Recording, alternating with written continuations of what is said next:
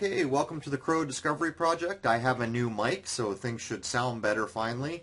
And we are going to look at the predicted uptick in just an endless line of what I call agents of the system.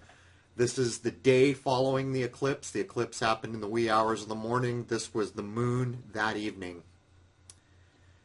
So this is what I woke up to at 2 a.m. I just walked outside to see if I was going to be able to film, fired off a couple shots with the Canon. That's why it's not focused so well, because I'm still waking up. And there were chemtrails everywhere over the moon. They were laying them directly over the moon, which tells you they didn't want us having a clear shot at the moon. Probably don't want me having a clear shot at the moon. If I was them, I wouldn't want me shooting the moon either. So when I got the Nikon telephoto going, this is what I saw. That ring around it is all the chem debris before it gets homogenized. I thought these were interesting shots. As I dialed in the shutter speed, I got a couple images that look like this. Very interesting to see. A little more than a second probably on the shutter, and that's all camera jiggle, but it's interesting to look at. And then as I began to dial in my camera, I could see focus was going to be near impossible because of the refraction from the chem debris. This is what it does, and for anyone who sky watches, you know for a fact chemtrails are real because this is what it does. Anyhow, we're going to look at what I call agents of the system, shadow ships, and other things that are not satellites. The first one's going to come in on the right. It is very quick. Oh, sorry, forgot this plane was there first. We just by chance shot a small jet. Do an inversion in the color. Tell you one thing, a lot less emission coming out of this thing than I usually film. Usually there's just billowing out. Anyhow, the first object's going to come in on the right. He's very small and very fast. Without a big monitor, you'll never see him. We haven't seen objects like this in months. 3 days before the eclipse, it just became a non-stop parade of shadow ships and other objects. Now, IDing a satellite is actually a very, very rare event. If you go back to my eclipse footage from April of 2014, the bright PL satellite was both filmed and imaged from two states at the same time. Like I said, it is very rare to get a satellite transit where you can ID the satellite. And that tells you something. Coming in at the bottom, here's another one of these tiny objects moving so quickly. We have, I don't even know how many of these things, and shadow ships for 3 days straight, one right after the other. Those things are very difficult to see on the monitor. You have to have very sharp eyes. There's a shadow ship on the left. He's going to come from the bottom left again. This is a classic shadow ship. You can see the donut shape. He's cloaked. He's see-through. Without the backlighting of the moon, we would never know they're there. So we have chem planes trying to cover up the moon, and we have see-through ships transiting the moon all night long and 3 days prior to the eclipse. What's going on here? Anyhow, let's take a closer look at this shadow ship. You can see the classic donut see-through look, and this one just happens to be a little more visible. All right, let's keep going.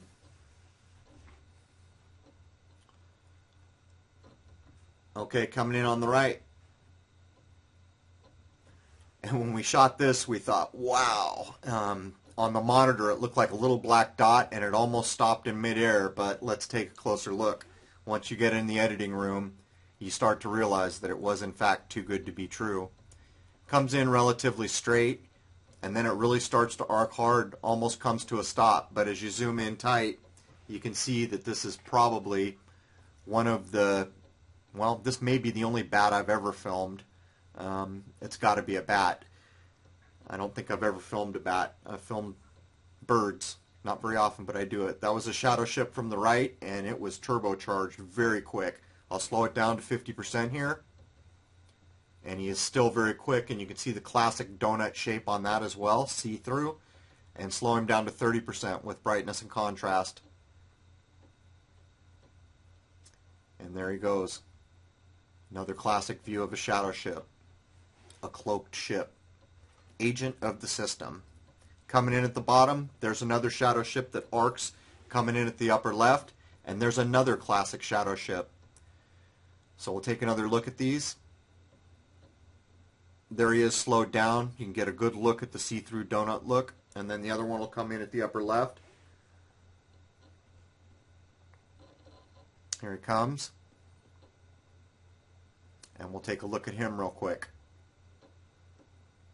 So these vehicles, I mean, there were so many up there. It's hard to know how many there are, but the point is if there was not a moon backlighting them, we would never know they're there.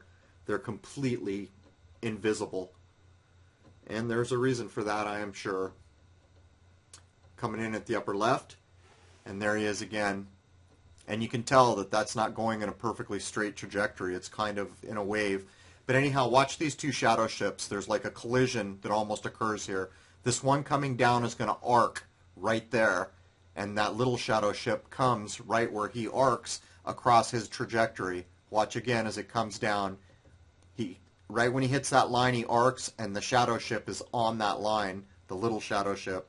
I'll mask it out so you can watch just the guy on the left. He arcs right when he hits that line, and there's the little shadow ship. We'll take one more look. Here's the whole thing without anything, and there's the other one. Crazy catch. For the longest time, a perfectly straight trajectory told us that this was probably an object in low Earth orbit, but now we see them, arcing, changing course, all kinds of stuff. It's becoming very overt. I think these objects are so used to not being seen, they don't worry about it too much. At any rate, this eclipse was like any other eclipse. It was a manipulated event. The colors were wrong. We could see it with our eyes. We could pick it up with a camera lens. The telescope could see no color. Even with the ISO jacked all the way open, no matter what we did, it was black and white to the telescope. If you go back to the two eclipses that happened in 2014, one of which I think was 1414, April 14, 2014, I do a whole voiceover on why these are manipulated events. The truth is that if you cannot consider that the moon that we see up there is a facade and that these eclipses are manipulated events, it's because you're choosing to believe what someone else has told you. For those of us who have put in just thousands of nonstop hours over years, you come to understand pretty quickly the moon is not what we have been told it is. And when I show you all these cloaked vehicles, when I predicted coming into the equinox up to Easter that we were going to have possibility for lunar waves, which was filmed in Houston, Texas, the 12th, and then just this complete barrage of objects that are not satellites transiting the moon. I mean, it's a big sky out there. You can hold your pinky at arm's length and cover up the moon in the sky. So all that sky out there, and yet we are catching literally hundreds of these things a night transiting the moon. There's little doubt in my mind that they are servicing the illusion that we see up there. And filming a satellite that you can identify is an exceedingly rare thing. I think I filmed about 3 that I can remember. Pretty sure it's 3. The one that comes to mind is Bright PL. What's going on over our head is something that people should pay attention to. The moon is in fact an illusion, and the eclipses we are seeing are in fact manipulated.